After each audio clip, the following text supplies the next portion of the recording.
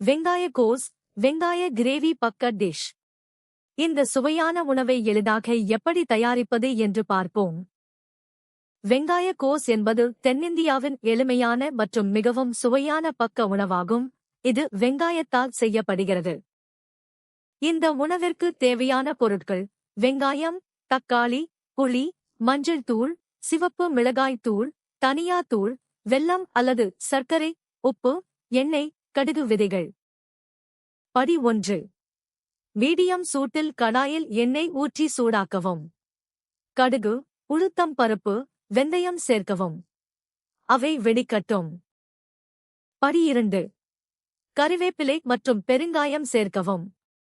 நறுமணம் வரும் வரை சில வினாடிகள் வதக்கவும். படி 3.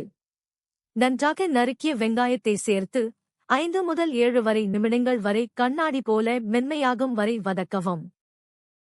படி 4.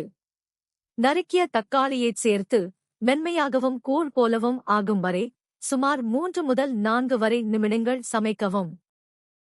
படி 5. மஞ்சள் தூள், மிளகாய் தூள் மற்றும் மல்லித்தூள் சேர்க்கவும். மசாலா பொருட்களின் பச்சை வாசனை போகும் வரை 1 நிமிடம் வதக்கவும். படி 6. எடுத்து வைத்த புளிக்கரைசலை ஊற்றி தேவையான அளவு உப்பு சேர்த்து நன்றாக கலக்கவும்.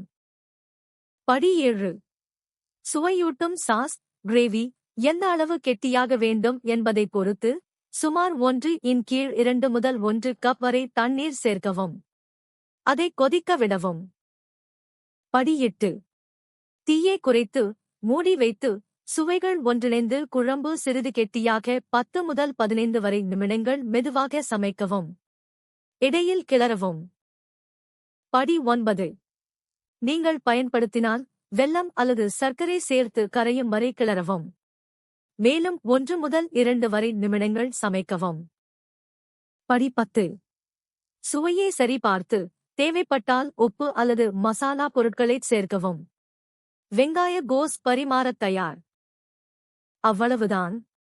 முழு செய்முறையையும் சரியான அளவுகளையும் விளக்கத்தில் உள்ள இணைப்பில் பெறலாம். வீடியோ பிடித்திருந்தால் லைக் செய்து சேனலை சப்ஸ்கிரைப் செய்யுங்கள்.